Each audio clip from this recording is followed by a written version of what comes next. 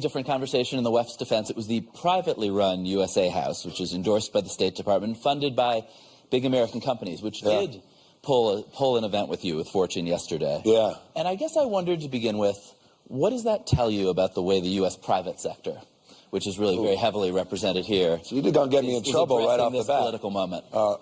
I looked at I admit, looking at the list, McKinsey and Microsoft and a few California companies. So have you, what the hell are you even talking about? But it's indicative, I think, of America. For those of you who are not American, it gives you a sense of what we're up against and what's happening across my country and what happened here in Davos. I was going to speak last night. It was a well-established event at the USA House.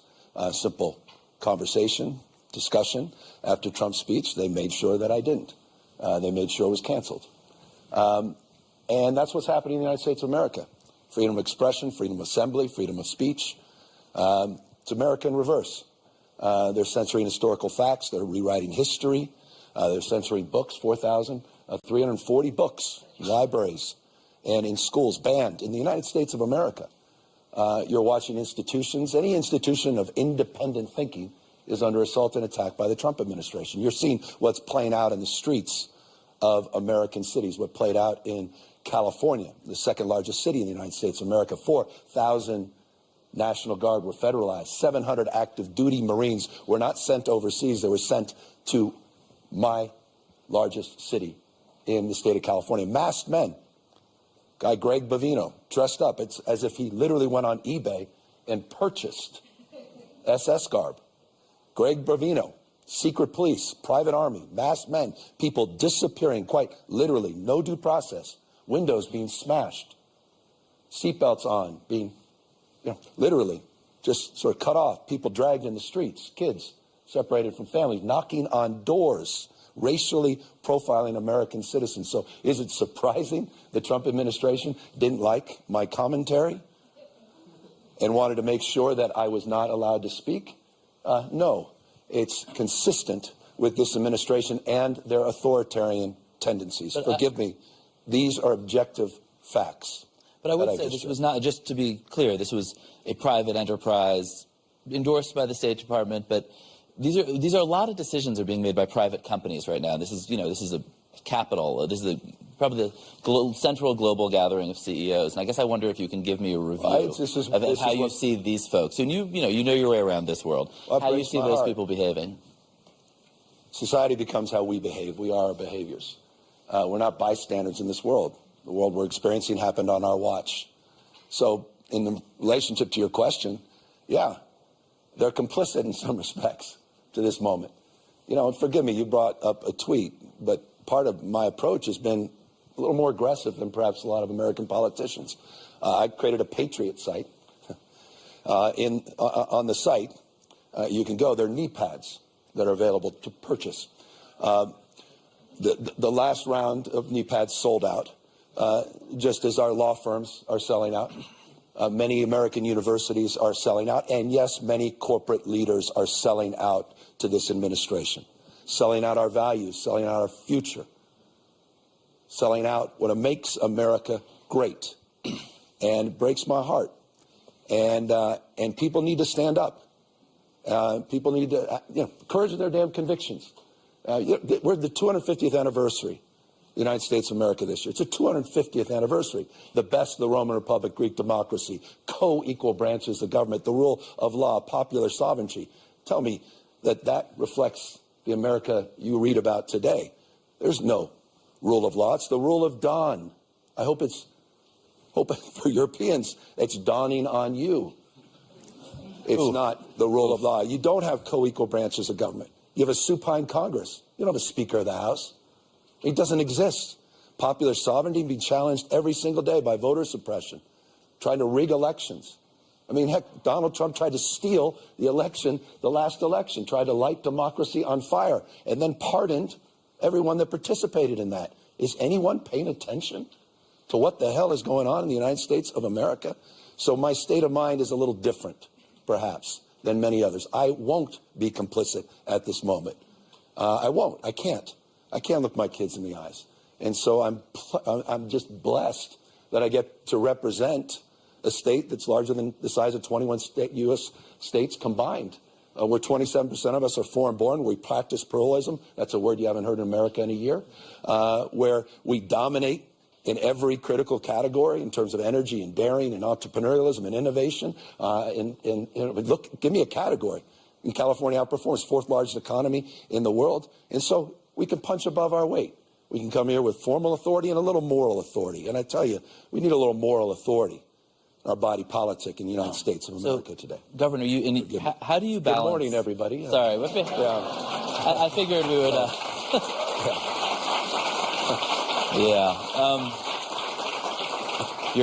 You're a tough interview, Governor. I think you have chosen a sort of, if you can't beat him, join him strategy to the way you're talking about this stuff. You're running around distributing knee pads to CEOs, and I think it does. Handing them out. And it does. I do have a few, if you'd like. I don't know. And honestly, it sounds. By the way, I'm not kidding. They're the new Trump signature series knee pads. Yeah, and they are available online. I told you the last one sold out.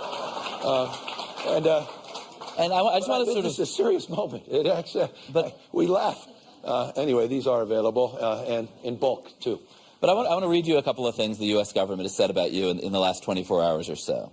The U.S. government. The Treasury Secretary. When you put it the Treasury Secretary described you as Patrick Bateman meets Sparkle Beach Ken.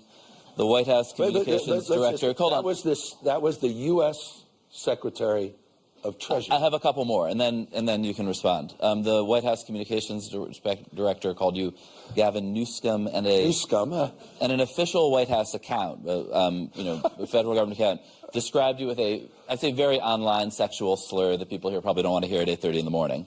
And you're in some sense responding in kind, and waving the knee pads around. Fire with fire. Do you think? Should you? I mean, is that kind of discourse from you, from them, good for America? No, it's deeply unbecoming. Come on, and of course it is. It's not what we should be doing. But you've got to point out the absurdity. You've got to put a mirror up to this. This is madness. President, you see what he's saying about European leaders, you talking down to people, talking past people. I mean, look, the comments he made yesterday we're not even discussing because you're discussing all the other comments about windmills or whatever else was happening. Well, he talked about Somalia's community.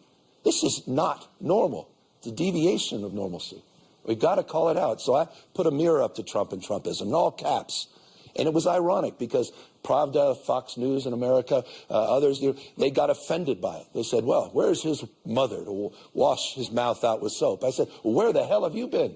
You've never said a word about Trump dressing up as the Pope, tweeting out and cosplaying on the world stage. And so the Treasury Secretary talked about a Barbie doll. It was as if he was reading a diary and had just broken up with someone. I mean, that was the Secretary of Treasury using valuable time yesterday on the world stage. Some sexual, thank you for not sharing that on the official White House account. We're deeply in their head. I think the affordability agenda appears to be, I'm living rent-free in the Trump administration's head. The most talked about speech here in Davos actually wasn't Donald Trump's address yesterday. It was the Canadian Prime Minister. Forgettable speech. It was Canadian Prime Minister Mark Carney the day before, who talked about, I don't know, in large terms, the middle powers, everybody except for China and the U.S. We had to adapt permanently to a world without American leadership. I guess I wonder, I mean, that's in some sense a pretty anti-American point of view. That's a view that America is gone from the world stage, that whether the next president is J.D. Vance, Gavin Newsom, somebody else, this isn't a deviation, as you said. This is permanent. Do you buy that? Do you buy Carney's point of view? I felt there was moments, and forgive me, I should be cautious making this statement. I don't want it to be overanalyzed. But when I was listening to the EU president speak, there were moments where I said, that used to be us. I remember that. So am I surprised by what Carney did? Quite the contrary. I thought it was, I had more leaders from the United States quietly, not publicly, not enough standing up publicly, the transcript of that speech saying, wow.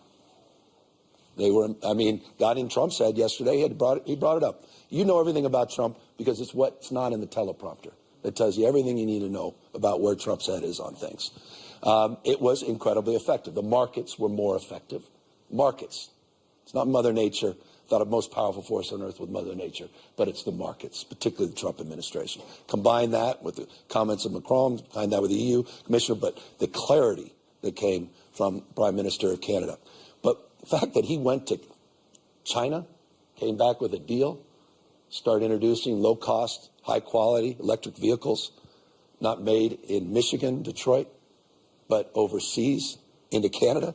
It says everything you know about the recklessness of America's foreign policy.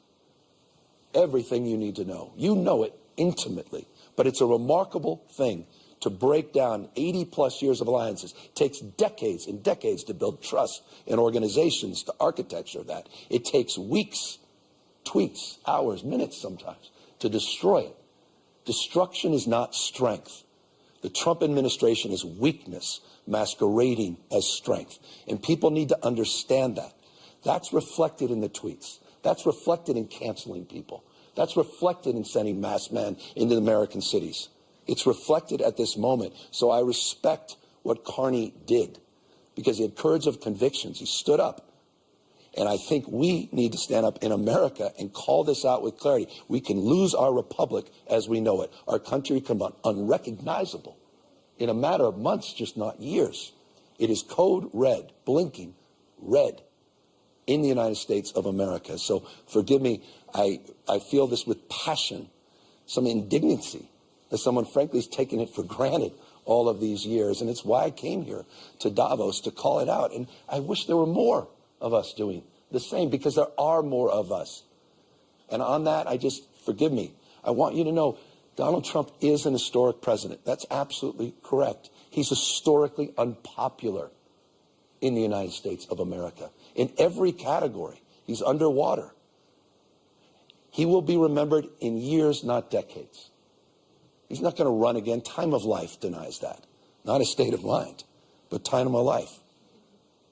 But we need to manifest that, and we need to do the hard work. And that hard work includes the difficult work of coming to Davos and calling that out. This is not where I want to be spending, I love you all, my time. Anyway, it's an extension of the conviction I feel about this moment. Talking a lot of people who, among other things, aren't American, maybe be concerned for America, but are making decisions about their own politics, their own countries. And what Carney's core point was, this is a rupture, this isn't an anomaly, and there's no going back. And do you think that, there's always a different American leader can bring... I think these relationships are in dormancy, they're not dead. I don't use those binary terms. Don't fall prey to that. That's a bit hyperbolic, and I'm prone to a little of that at times. Dormancy. He's an invasive species, Donald Trump. He's not. He is. He took over the Republican Party. They're just, he's got, a few of them. Lindsey Graham, speaking of the knee pads. I'm sorry. This is tough stuff. It's tough stuff. I don't recognize these people any longer. I used to respect Lindsey. Lindsey, you think what I'm saying about Trump's tough? How about what Lindsey Graham said about Trump? How about the Secretary of State, Marco Rubio? Do you think... these are the same people. And this is why for things to change, we need to change. Do you think and that's why I'm changing my approach. And again, I'm grateful you all took it. I suppose, do you think post-Trump there's a path back? Because you see this everywhere, the kind of insult politics that you're doing here, which you said you don't really enjoy it. You kind of seem to. I just putting a mirror up. I was doing my 10-point plans before, and I don't think any of you would have been here this morning had I done that. Oh, they would have been here. No, because it wasn't working. No, everyone's trying to figure this guy out. Like a Mark Carney crowd. Yeah, no, but it's how do you communicate? How do you respond to this moment? And for me, it's about iteration. It's an entrepreneurial spirit. It's a very California mindset. You got to keep increasing the number of tries. And I was trying everything, wasn't working, wasn't breaking through. Democratic Party, writ large, wasn't breaking through. And we decided the only way to address Trump is quite literally to fight fire with fire. I did an initiative, Prop 50 in California. It was to reflect the fact that Donald Trump called an American politician and said in the middle of the decade to the governor of the state of Texas, I am entitled, Greg Abbott, to 5 seats. And I need you to redraw district lines, mid-year redistricting, to rig the 2026 election before one vote is cast. What the Trump administration expected we were going to do, as good Democrats do, we might write an op-ed. And we may, all go out and just say, this is just so wrong, and all of us would be applauding and say, yes, yes. And, as he's consolidating power. Instead, we went out and we redraw our maps. And we also drew a line in the sand. And I think that's what's required at this moment. And he susses out weakness like no one else. That's his great strength. That's his gift. But you punch back. You fight fire with fire. You display conviction and strength. It's a different relationship. And so my relationship to this moment is reflected in that. I'm not naive. These guys are going to try to take me down, not just my state. I'm not naive about what I've said this morning and how that will be reflected in the official White House account. I'm not naive about the fact that he threatened to prosecute the Fed chief in the United States of America that has subpoena against another sitting governor, Tim Walz, who's literally going after his enemies with the FBI and the DOJ and these power ministries. I'm not naive about any of this. I'm not naive about the corruption and the graft at a scale we've never seen in American history. I'm not naive about folks writing billion-dollar checks to Witkoff, to Jared Kushner, for this new peace deal they're announcing today. I'm not naive about the fact that the President of the United States made $1.5 billion+ in the last 12 months, personally. How the hell are we putting up with this? We have to call this out. Unprecedented in American history. Happening in real time on our watch. We have to be held to a higher level, all of us, myself notably, to a higher level of accountability at this moment. And I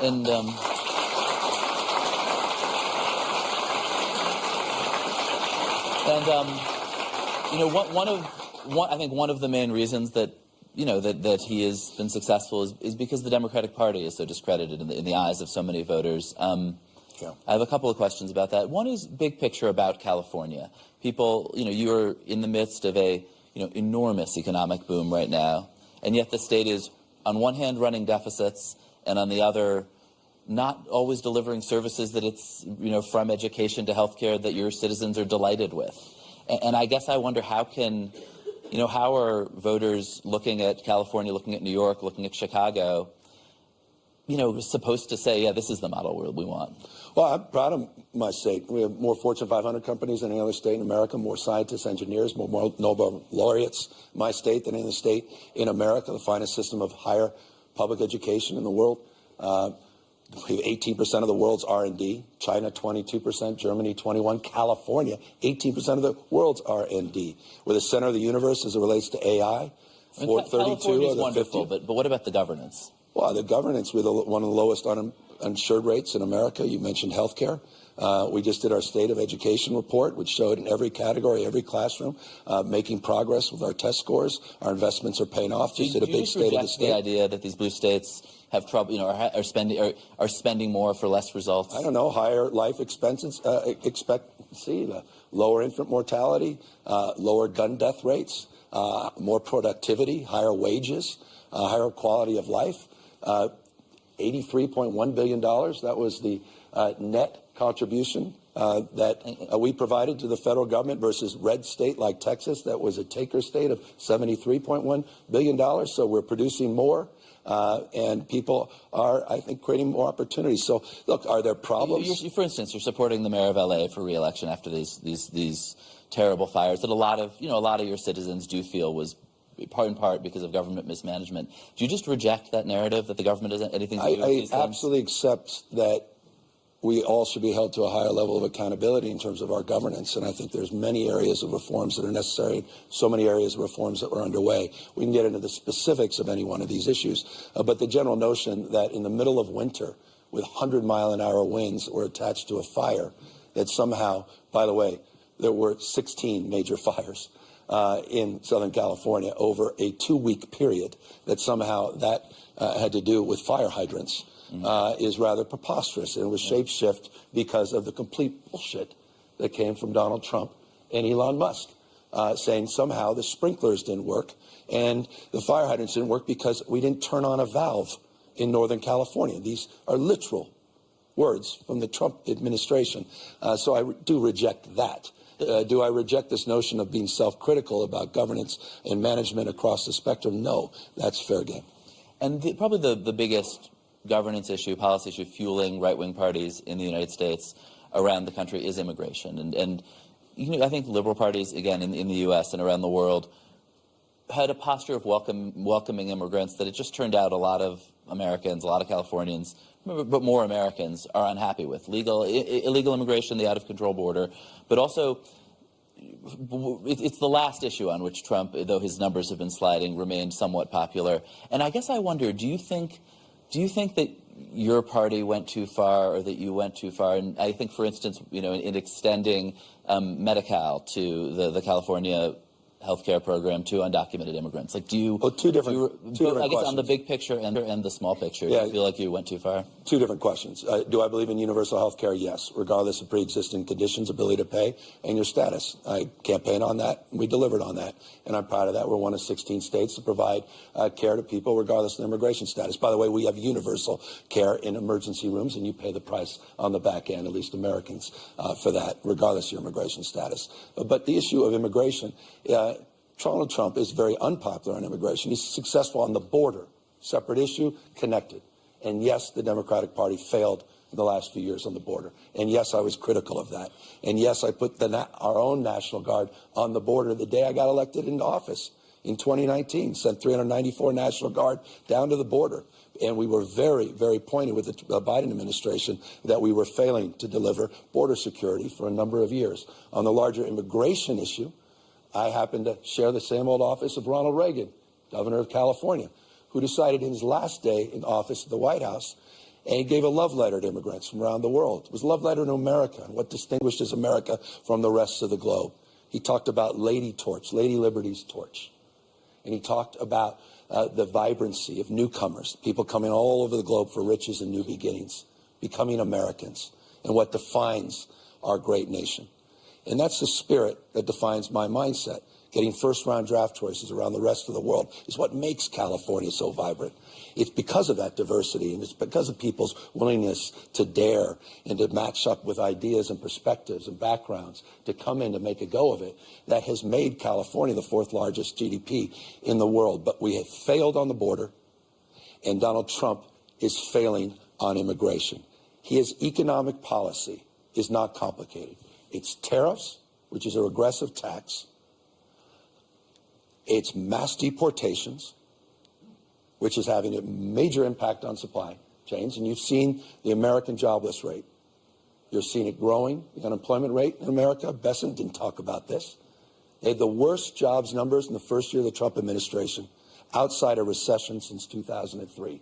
49,000 jobs a month. The Biden administration last year was averaging 168,000 jobs a month. Inflation is not lowering. It's still at 2.7%. Ask folks what a pound of beef costs in the United States of America, or a brand new car. Everything you heard yesterday was BS. And it's impacted by these policies of tariffs that are impacting ranchers and farmers and small business folks. A major tax that they celebrate, collecting, which is ironic from the Republican Party. And the third leg of the stool is a massive tax cut away from the wealthy and the privileged, taxing now the burden on small businesses and working folks. That's the policy, easily described, of America's economic strategy.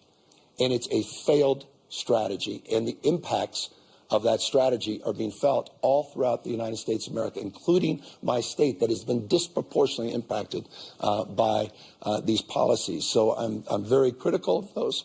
I'm critical of our assault on institutions of higher learning, research, institutions that have literally been, they're part of that formula for success. The rest of the world gets that. And he's putting sand in the gears across that spectrum, and in California again is fighting and pushing back. And some of those first-round draft picks got incredible contracts and are now in made quite a lot of money and are now very freaked out, threatening to leave California over a proposal that, just to be clear, you oppose, to tax, for a sort of one-time tax on the wealth of the very, very, very wealthy Californians. And I guess I want to ask you two questions. Yeah. One is, I was talking to somebody progressive here who said, this guy's basically a fake populist. He talks a good game about the billionaires. Here is an actual proposal that they're unhappy about, and you're on the other side. You're standing with, Elon Musk and David Sachs on this. Why is that? Well, a one-time wealth tax at a state level that almost exclusively goes to solve one problem, health care, and not solving for larger issues like education, supporting police officers and firefighters, and starves the rest of the general fund, that has had already the impact of people moving out of our state and impacting then the annual income tax collection, is not something I support. And by the way, vast majority of labor does not support as well. And that's reflected in my opposition. What's not reflected in my opposition, quite the contrary, is my advocacy for progressive taxes that does tax the wealthy disproportionately. Do you have a theory for how to tax? I've been a strong advocate for that. Do you have a theory on how to tax this particular group who often kind of live in this, and I'm sure, maybe people in this room who do this, but who live on debt, who have no income and live on these sort of giant revolving loans? Yeah, I mean, when you could have that conversation. I think the wealth tax is sort of an attempt to get at that. Yeah, but at a national level, we're competing with 50 states. Capital flows and move, that's real. It's not imagined. It's very, very real. So we have a progressive tax structure, the most progressive in the country. By the way, states like Texas and Florida have the most regressive tax structures. They tax their lowest wage earners more than we tax our highest wage earners. They are the high tax states. We have the highest tax rate for the 1%. But for working folks and middle class, it's a very different tax structure. That's the approach we promote. That's the approach that we advance in our state. But again, our state of mind as it relates to the issue of a state-by-state wealth tax, the impact of that has to be considered in the context of how freely capital can move and how that's already occurred. It's not just an assertion. It's an evidence already in the state of California as it relates to a proposal that hasn't gone on the ballot, a proposal that has never gotten through the legislature, and a proposal that likely, if it did get on the ballot, will lose. Would you campaign against it? I'm opposed to it. It's already had, I think, a very negative impact on the state, and it's a badly drafted initiative, again, that literally takes teachers and takes our educational system out of any consideration of support and impacts all the parts of our general fund. It is a flawed initiative. And then I think conversely, these folks who control a ton of capital, and as you said, some are actually already leaving, have been leaving. How do you, over this, but I think also over a sense that California, that Democratic leadership broadly, complains about billionaires a lot, does not give them the love and respect that they feel that they're entitled to. You talk to these folks. Some of them support you, some don't. But what are you saying as you call people up and say, "Hey, please don't leave California"? What's your Well, California's population 3 years in a row continues to grow, and so does our footprint as it relates to more Fortune 500 companies than we've had in over 2 decades. And our innovation ecosystem and startup ecosystem is second to none. We have half of the country's unicorns in our state. The largest market cap private sector company, OpenAI, just headquartered in San Francisco. They could have chosen any other state in the country. Look, I don't begrudge other people's success. I've never been that kind of Democrat. But I also recognize in a world, businesses can't thrive in a world that's failing. 10% of the wealth is concentrated, or rather 2/3 of the wealth in the United States is concentrated in the hands of just 10%. 10% of our consumer spending. This imbalance, it was Plutarch who said it to the Athenians 2,000 years ago. The imbalance between the rich and the poor is the oldest and most fatal ailment of all republics. Fast forward today. So this concentration, it's a very real issue, and we're going to have to address that. But we have to address it, I think, very thoughtfully and systemically, and I think we have to have it through the lens of a national reform. What we've done is the exact opposite with H.R. 1, which is going to explode deficits in the United States of America and debt. And again, it's transferred the tax burden to small businesses, farmers, and ranchers. It is an abomination, and it's a policy, unfortunately, the Trump administration is very proud of. Do you think a national reform is enough? A lot of this capital is really global. This is a challenge for all of us across the globe. And so the challenge is, Do you have a redistribution mindset or a pre-distribution mindset? Do you have a progressive tax structure that can balance these things? And this is the iteration in the state of California. And this is our approximation. And I think California's figured it out in many respects. I mean, our entire entrepreneurial system is thriving in our state. We're, I think, found that balance. We had the highest contribution of venture capital last year in our history, $106 billion. 68% of it went back into the state of California, despite our progressive tax structure. Well, from the tweets to Plutarch, thank you. Thank you so much, Governor. Thank you, guys. Thank you, everybody, for being here. Thank you. Thank you. From the tweets to Plutarch.